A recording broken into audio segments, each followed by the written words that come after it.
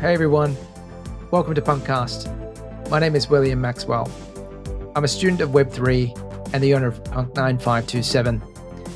Cryptopunks are 10,000 uniquely generated characters stored permanently on the Ethereum blockchain. No punk is the same. This is a show dedicated to celebrating the punks behind the punk.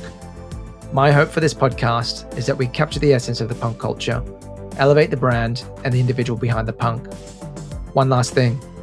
Projects discussed on the show is not financial advice. Crypto and NFTs are a volatile and risky asset class. Please always do your own research. Other than that, let's go.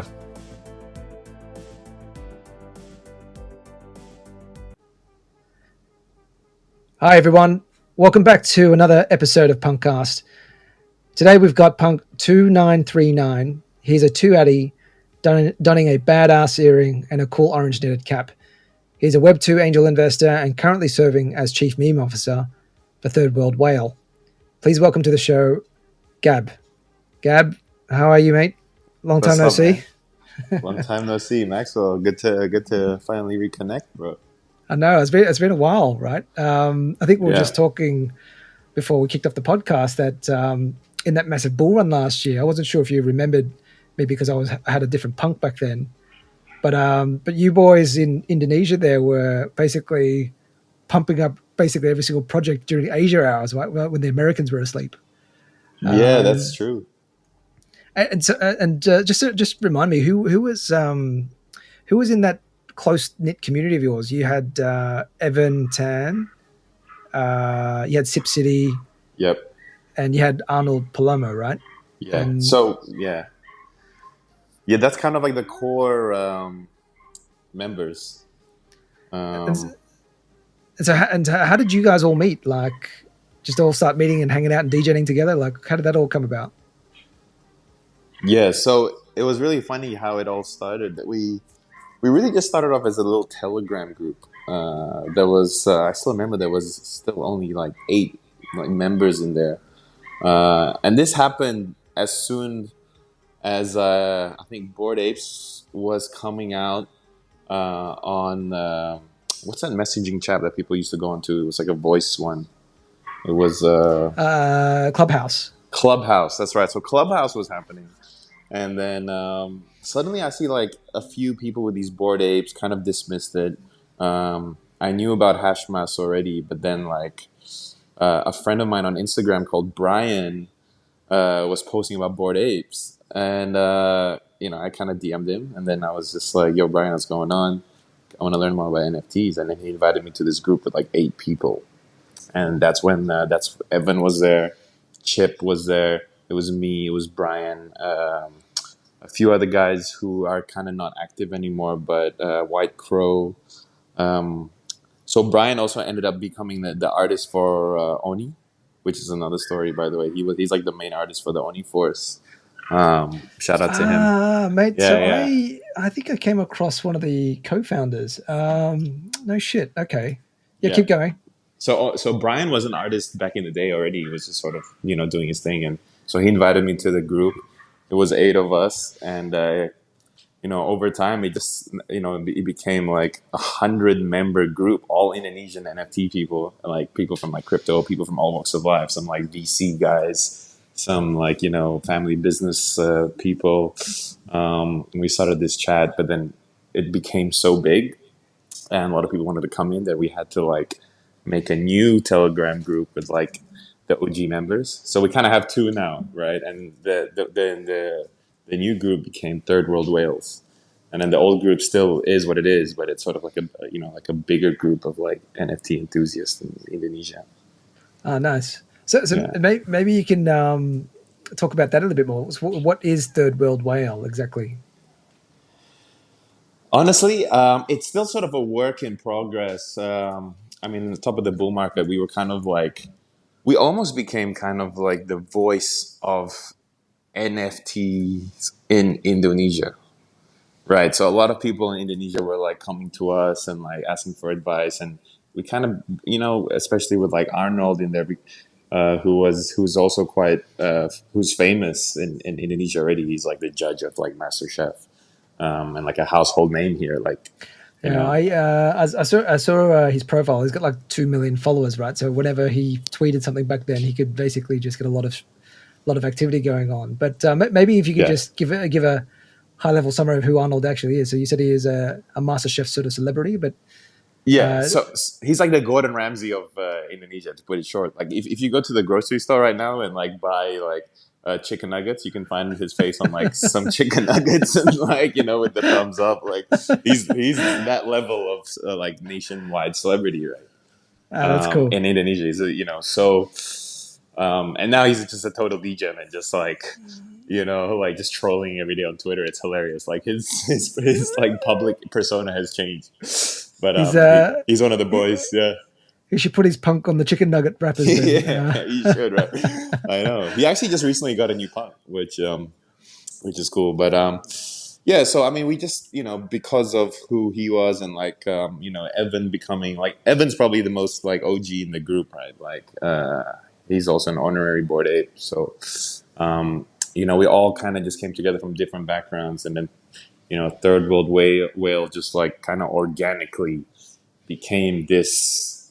I would say it's like we were kind of a media thing for a while, just making content and a community based thing, and we were thinking about creating a Discord also for Indonesia, and also like at one point it was also helping promote local projects. One being Karafuru, if you know about that one. So it was Yeah, kind I of remember the like project. right. So Karafuru like blew up, and I mean. I think it's safe to say that Third World Whales was a big part of that blow up. We'll take credit for that. So I don't know if the Definitely Karafuru boys are listening, but they'll be the first to admit it too. So there you go. awesome. Yeah. And yeah, mate, I'm just looking at the Third World Whale Twitter handle, and I'll put this in the show notes as well. But I think there's just a post that just caught my eye for saying happy birthday to Arnold, Yeah. and there's this lady sort of DJing and Yeah. yelling out random Yeah. Yeah. crypto slang terms, but That's that's right. pretty funny. So and okay, and so basically it's kind of just doing its own thing now, just a Discord chat and just hanging out, basically. Yeah, it's. I mean, we didn't move on to Discord yet. We're still just a big Telegram group, but it's sort of just a community. It's a community, and like run by a couple Indo OGs, and and it's like an educate. It's got I guess it's a bit educational, but it's mostly content driven. We're still figuring out what to do with it exactly. Right? It's still just but yeah, we. I mean, That's cool. yeah, That's cool. yeah. And then maybe just to maybe give a brief introduction to yourself and your background, your history, and how you sort of found yourself into sort of Web3. Yeah, sure. So, I mean, I've always just been into investing. Yeah, I guess my family we have a family business, but I've kind of just been doing my own investments in first of all like equities.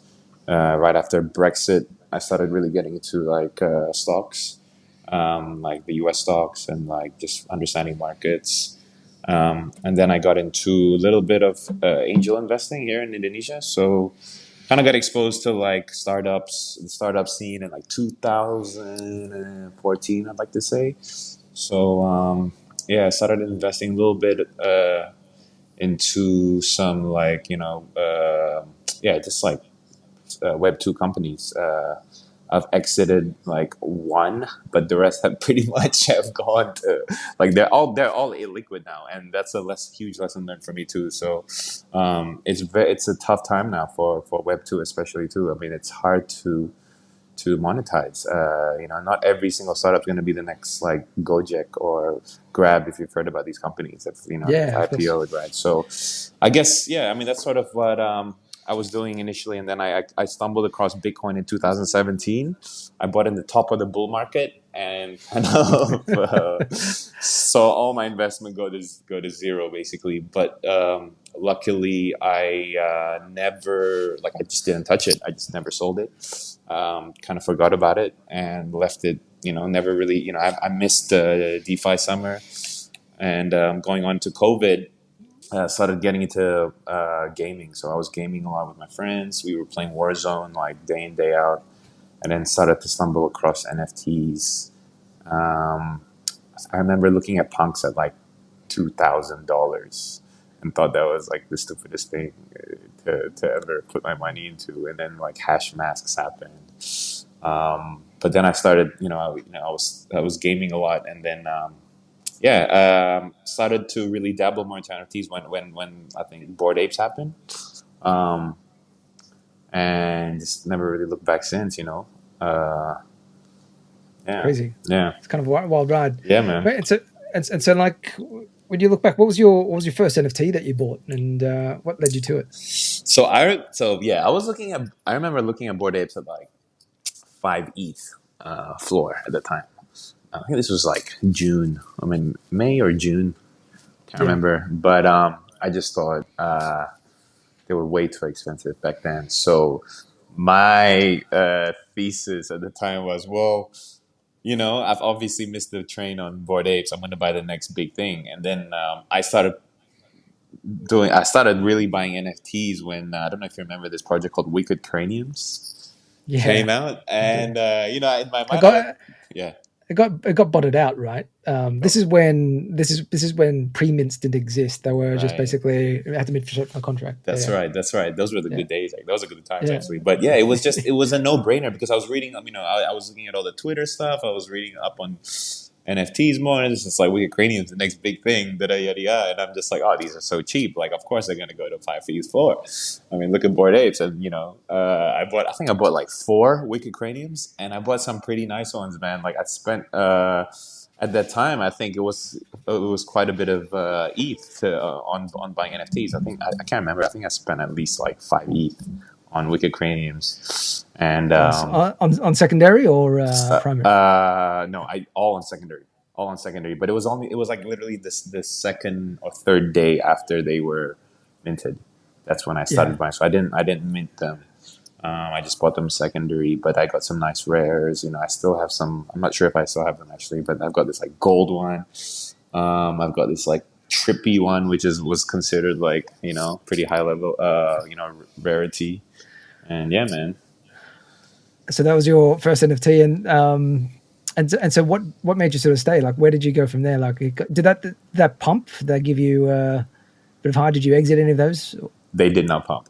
Yeah, Okay. it's just like went to zero, bro. What can I say? Okay. Okay. Yeah, but what really made me stick was kind of the. I mean, this is probably the most like common answer you'll probably get, and it sounds cliche, but it's true that it is the community that kind of made me stay. I was kind of like going on Discord and talking to understanding how it all works, and um, yeah, just coming out of gaming, coming out of Warzone and everything, it just clicked, and it just made sense to me that this was not going away. Like this is, I have my little cousin who's a big gamer, and like for him to understand it, it was very quick. So I just thought, wow, this is super cool. Um, I'm meeting a lot of new people. I'm learning a lot of shit. Like it just makes sense. Like it didn't seem such a foreign thing to me. So it was a bit of a no-brainer moment. And of course, seeing some people making money on it, obviously made it easier for me to get into it. Right. Yeah. Yeah. That was a really crazy cycle we had last year, but Crazy. Crazy. yeah, there was one project that I think you guys were shilling pretty hard. It was it was sort of an art project where basically had like multiple sort of colors through it, purplish sort of feel. I can't remember what it was, but I Was think it you on guys were shilling. Artbox or no? No, it wasn't art blocks. Okay. I think it was an Indonesian artist, and you Ah, guys yeah, had yeah, it. yeah, yeah. Superlatives. Yeah. So, wow. I mean, like, Yeah, yeah, okay. those guys have a great story, by the way, and I think you should actually interview them too. They ended up buying up a big, like, reasonably, big building in Bali, and now they have an NFT gallery there to showcase art, local artists, and they all made all that money from superlatives. These guys came from nothing really, and just kind of like little local celebrities now. Ah, Yeah, nice. yeah, No, yeah. I'll have to check it out. But Big shout out to them. are they punk owners as well, No, or no, no, they're not. They're not. That's right. It's only punk. Yeah, okay, yeah, yeah. okay. But Not trying to be too exclusive. mhm. Cool. And then so that was your introduction to NFTs. And then what was your journey into CryptoPunks? Like, talk to me about that. Like, when did you first hear about it, and how did you get interested in CryptoPunks? I mean, going from Wicked Craniums to CryptoPunks is a pretty big difference, right? Yeah. I'll be honest with you. I think my CryptoPunk purchase was kind of like a revenge purchase. You know, like it was.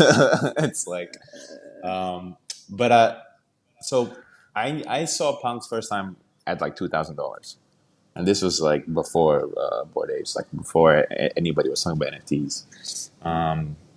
And then I really started to look into them further. You know,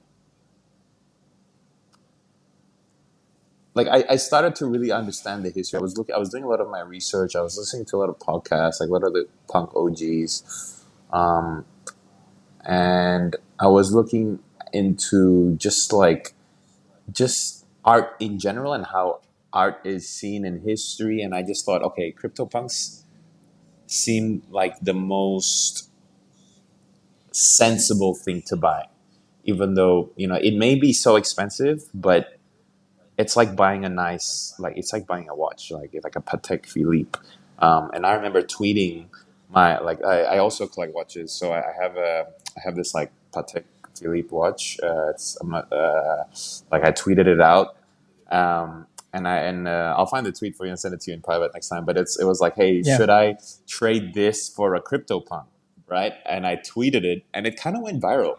It was like, I don't know totally. if you remember this tweet, but it got like 300 likes, and like G Money retweeted it, and like all these like people with blue ticks were like retweeting me, and I was like, what the fuck just happened? I woke up in the morning and I'm just like, holy shit! All these like guys are retweeting me about my watch, and telling me I should just sell it right now and buy a CryptoPunk.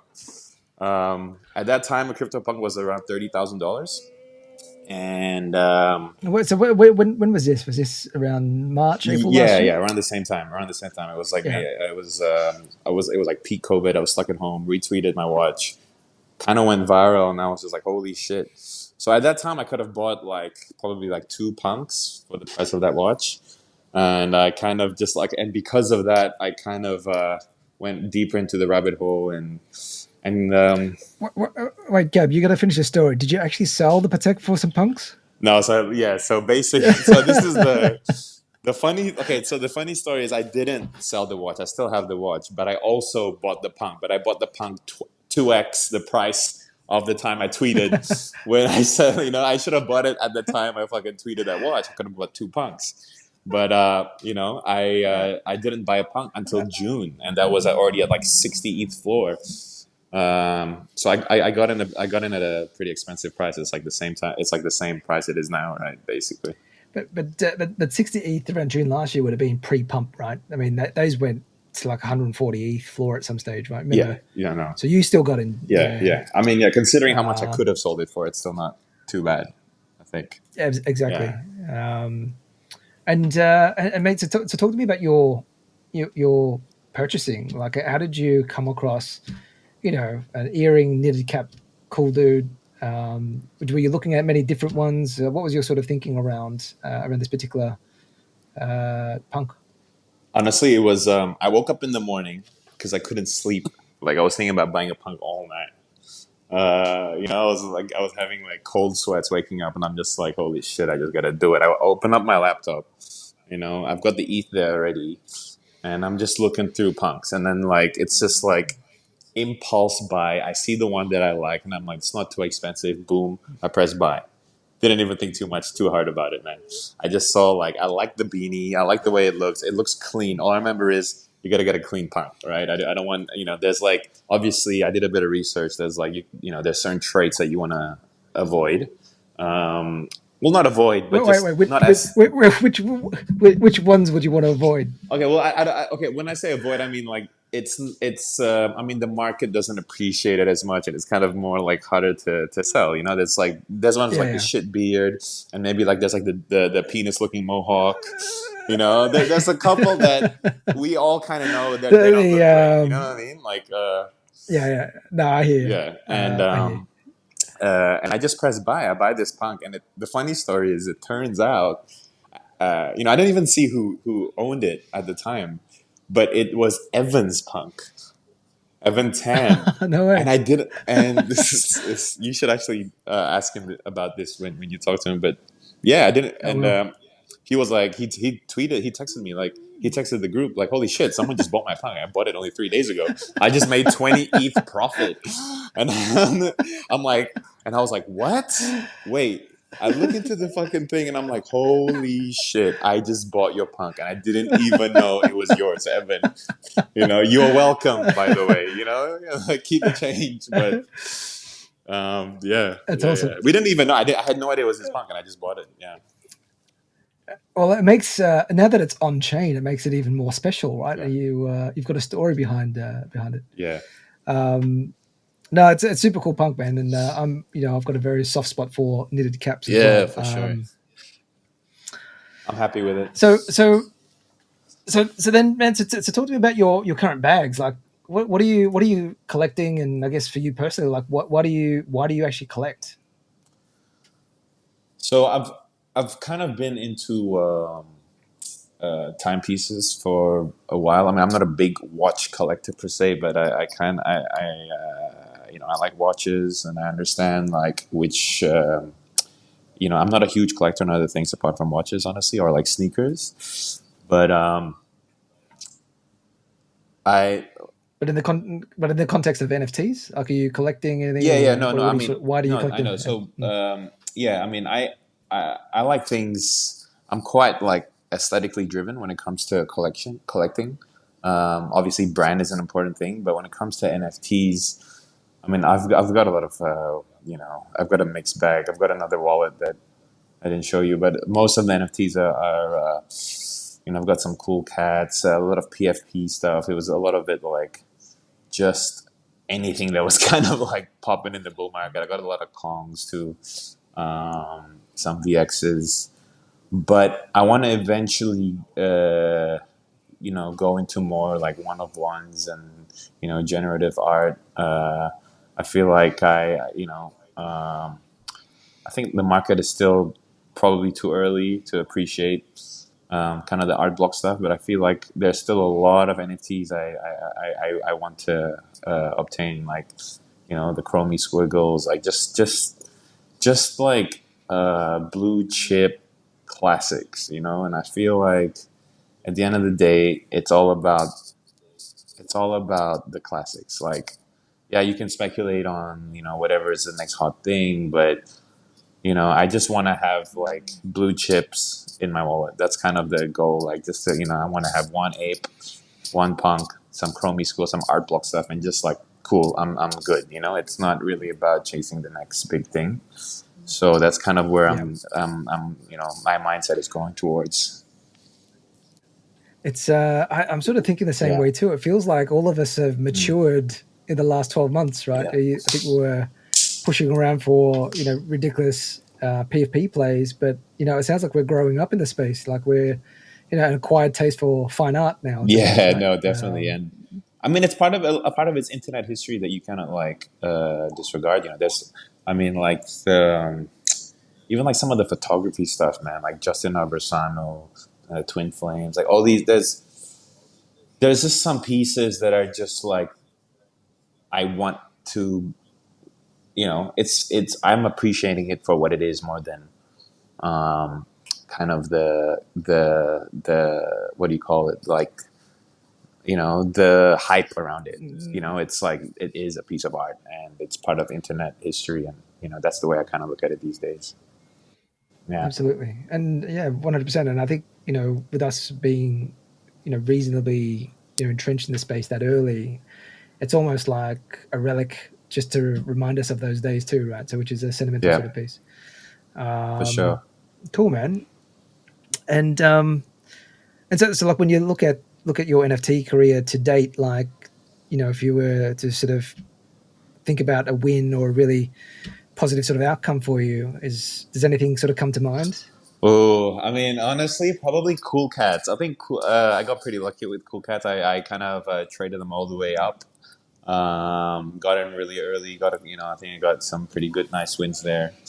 Um, but the problem is, I rebought. I kept buying, but like with the profits, you just keep buying, right? You just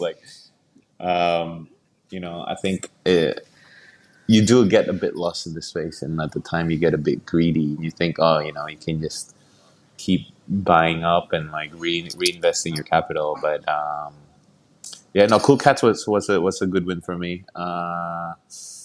It's cool. And yeah, It's cool. I'm a hodler, to be honest. Like I'm not a big trader. I kind of just buy and like I just want to like collect. I'm not so Sure. big on taking profits, which is obviously the wrong mindset to have, like in retrospect. But yeah, my mindset at that time was just sort of like I just want to keep collecting, Yeah, yeah. Yeah, it's cool. And what about any sort of worst loss or regrets that you Yeah, have in Mutant. NFTs? So I mean, I bought Mutant, and actually, believe it or not, man, I cut loss on it. So that was painful, Oh, bro. It was painful. But what was it? What was your entry? my entry was I think around 12 ETH. I'm not mistaken, or like 10 or something like that. Um, and I sold too early, cut loss, but then I redeemed myself by buying cryptos at the time, and cryptos were booming, and Oh like, man, by the way, cryptos is still one of my favorite NFT projects of all time. Like it's like, what a project. I think it's same. just I love Toad still to this day. Yeah, I think same, yeah, it was. same. But I do remember that run. There was like hit like a 15 Yeah, ETH yeah. floor, right? The That was just the absolute Toads, insanity. yeah, man. Oh my Yeah, god, our chats were just blowing up during Toads. That was probably the last time I had the euphoric kind of moment and feeling in NFTs. It was during cryptos. That was the peak. But yeah, really. for me, that was my Yeah, okay. happiest moment, my happiest memory from the bull market last year was when cryptos were just pumping. Yeah, We were all in it together. Everyone was making money, and it was just that was it. yeah. Everybody was shopping, popping That's champagne right. and eating Yeah, caviar for a that's while right. there, Yeah, right? But not to be yeah. anymore. No, that's cool. And when you look across into, I guess, Twitter land, do you come across like a favorite punk personality that you sort of look up to, or you find a lot of insight from? Um, I mean, yeah, there's definitely a couple, bro. Obviously, I think G Money is one. That's probably on top of everyone's list, and he's actually a cool dude. He's pretty, down to earth. He's actually a pretty down to earth guy, and pretty accessible. If you talk to him, he's always open for a little chat, right? And always drops, and like the way he sort of just positioned himself as a brand, I think is genius too. He may not be as insightful as what's the other guy called? 6239? Six Six five two five nine. two nine. Sorry, Yeah, but yeah, he's sort of just he drops gems and very easy for people to digest and understand. Who else do I like? There was this one guy also called Tappy SF. Is it Tappy? He's pretty yeah, cool. Yeah, yeah. Tappy Tappy SF. SF. He's a He's a toad Toad maxi. Maxi, yeah, He man. was He was just like dropping jams back in the day, and he was pretty like underrated, like under the radar, but he was dropping some like his tweets were awesome. Um, I mean, those are the two on top of my mind. Of course, the boys, Evan Tan for sure, yeah, Chip. Uh, yeah, man. yeah. Shout outs. Yeah. Cool. And if you had to describe punk culture in a few words, how would you describe it? In one word, In a in few a few words. words, authentic, OG, and classic. Yeah. That's cool. And that's perfect. And just going back a little bit as well. I mean, I forgot to sort of ask you this, but I think you said you had in the bag some apes and stuff like that Mm. as well. And I think we were just talking about it just before the podcast kicked off. But is there a reason why you've chosen, I guess, a punk to be your identity over, I guess, other NFTs?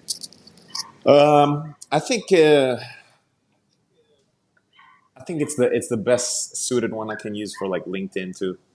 You know, like Yeah, my punk is my LinkedIn picture now. No lie, it's also that's my cool. like I'm whatever I do now professionally, I'm happy to put my punk as my identity because um, it like I think punks have that level of legitimacy already, even in like the VC world, the finance world. Like people look at it, it's like okay, we understand what this is. If you don't, then I'm talking to the wrong guy. You know, it's like um, Yeah, it's sort of just like how I feel about some watches. Like you wear a Rolex, like a Daytona. That's it. Like say less. You know what I mean? It's like yeah, there's nothing else needs to be said. That's a classic Daytona. That's it. That's it's a beautiful watch, right? This is how I feel about punks. It's just sort of like there's nothing else to say. Like that's it's a punk. That's it. That's I mean for me that's how I see it. yeah. That's how I feel like it's sort of already like in internet culture and history. It's sort of positioned itself. Um, I mean, Bored Apes are cool too, but I see a Bored Ape as like a Richard Mille. It's like very flashy, very loud. It's like, but then a punk is more like, yeah, it's a little more understated, but a little more like low key, and but it still has a certain like I guess like aura of class to it or whatever. I don't know. I'm talking shit No, now. no, no, Yeah, no, you're not, man. This is yeah, this is beautiful, dude. I'm glad yeah, I yeah, yeah, recorded this, right? And I feel yeah, exactly the yeah. same way, man. So, um, yeah, that's cool. And then if you could pass a message on to the next owner of your punk, what would you like to say to them? It's gonna be my kids, bro. What's the next order of my punk? I'm passing this on. Uh, I'm just never gonna sell. just like in Yeah, the that's it. text. I'm gonna take care of it. What else can I say? Take care of him. You know? Yeah. Amazing. And so like for you now, I mean, like, is it when you look out? Is there anything that really excites you about Web3 and NFTs in the next sort of 3 to 5 years as we move out of this bear market? Yeah, I think. I mean, what I'm excited for is sort of the connection with real world utility, right? I think that's sort of like a buzz topic now too, though. It's like a theme that everyone's sort of saying, "Oh, yeah, NFTs," but how can we connect it to the real world and have real utility in the real world also, like physically connect the physical to the digital, right? And I'm excited to see how that's going to play out. I mean, I'm still pretty active in the space, obviously not as much as before, but um, I think there's just going to come a time where it all makes sense. And I think it just requires a little more education, um, and also like macroeconomic like situation also to improve. But NFTs also don't have to be like a financial gaining thing, right? I mean, it's applicable to just you know ways of what do you call it, like legitimizing like uh, intellectual property in any means necessary. Like it doesn't have to be a financial. It doesn't have to be a thing to make money on, right? It can just be sort of Uh, right. So Absolutely, yeah, absolutely, and I think just along that line. I mean, I've been reading up on soulbound yeah, tokens, right, right? right. So you can sort of see the use cases from that. I think just for everybody that's listening, soulbound token is basically a token that you cannot Mm, sell or transfer, right? So it stays with your mm, wallet forever. But a good use case of it would be like, mm-hmm, university mm-hmm. degree or, KYC for your bank or something like that they've sort of done with you. They could just do it Yeah, once. So there's a lot of use cases for it. And you're right, it doesn't necessarily need to carry that's right. monetary value, but can actually open up a lot of doors for Yeah, many, many different use cases, yeah, one hundred which is percent. Like super I mean, exciting. Yeah. like in Indonesia where I'm from, I think, like, for example, land certification can be a bit of a problem sometimes. Like, um, there's a lot of like bureaucracy and like a lot of like red tape in the government, of like proving you own like a piece of land, for example. And I can see how like something like NFTs could just totally solve that. I think it could be integrated into Absolutely. so many like governmental institutions also, right? Right. Yeah. I mean, like in an ideal world, obviously, I don't know if it's gonna happen, but it's just kind of like utopic idea of NFTs. Yeah. Yeah. Totally. Right, and just a side question as well. What's the NFT vibe like in Indonesia? Is it huge? Is it mainstream, or is it sort of underground? I mean, it got to a point where it was very well. It was like the buzz word and like in everyone's mouths, right? Especially, I don't know if you remember this guy called Gozali. The so Yeah. I'm also happy to I'm also kind of proud to say that my friends and all of us at Thurber Well were the reason for this guy's success, right? After, so he became a sensation. He is kind of like at the top of the bull market everywhere. You would drive down the road in Jakarta and see this kid's face on billboards. Yes, one hundred Oh, percent. really? Is he? But he's not. He's He's not Indonesian. He's Indonesian from though, right? Indonesia, and so he did the 300 Is he? selfies, and then we pumped that thing up like 10x overnight or whatever. With the help of Chef also and our friend Sweet Tooth, um, and this kid was all over. He was on billboards But like next minute, like literally. I kid you not. in what context though? Like, He was being used for what just was all he on the billboards for? ads for startups. So all the startups took note of this. He became like he went viral, and then like all these like Robin Hood type finance startups were like using his face for their ad, and now like he was just on. He was everywhere. He was a sensation, and he was on national TV, everything. So yeah, Hilarious. so I think Um, that's when like it kind of seeped into the public consciousness, and everyone wanted to be the next Gozali. Every Indonesian kid was like, can you just explain to the listeners what yeah. Ghazali So there actually was is? this Indonesian kid um, who took pictures of him or took selfie of himself for 3 years, every single day, and he uploaded everything on OpenSea, and he dropped it as like a NFT collection, right? If I remember correctly, it was on Polygon. So yeah, and then we stumbled across it. I can't remember who exactly. I think Evan stumbled across it first time and just bought like 10 as a joke. I thought, haha, this is funny. And then he kind of like he posted it on the group. We were all like, oh my god, that is hilarious. We all started just buying it for fun. Right, it was just for jokes, and then like Arnold started like tweeting it to his like 2 million followers, like the next big thing or NFT goes out, da da da, and it just pumped, man. Like it just went viral, and I couldn't believe how this thing caught on so fast, and like we literally changed that kid's life. He walked away. I don't know with how much. I think with like life changing money for him, definitely. He comes from a lower socioeconomic class in Indonesia, right? So he was able to afford his. You know, his he bought a car and he became famous and became a celebrity. That's Yeah, amazing. yeah, That's amazing. I might have to sweep some yeah, for floors sure, after bro. we finish this call. Yeah, Um, no, that yeah, this yeah, is cool, Gav.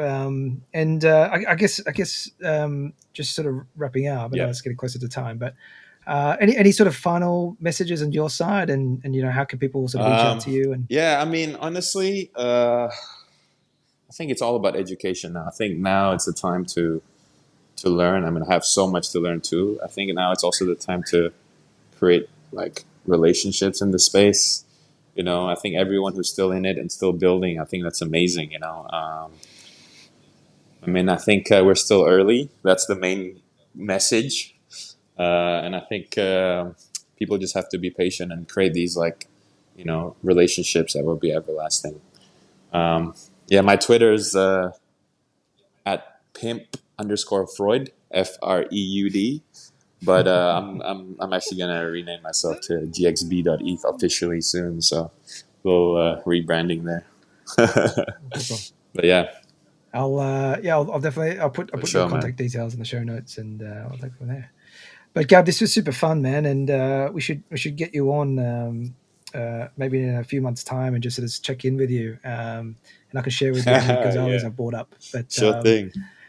But thanks for your time, man, and looking forward to having a chat to your crew as well, man. So I think I've got For sure. Evan next week. Be good to sort of You should get chat in Arnold him too. too. But Let me know if you need yeah, him. thanks for your time, dude. You know. Yeah. Yeah, for sure, That's man. right. If he's got a punk, yeah, for Cool. sure. Let's get him on. Maxwell. All right. Thank you, sir. All right, guys, and that's a wrap for PunkCast this week. And we'll come back with another episode next week. Thanks, everyone.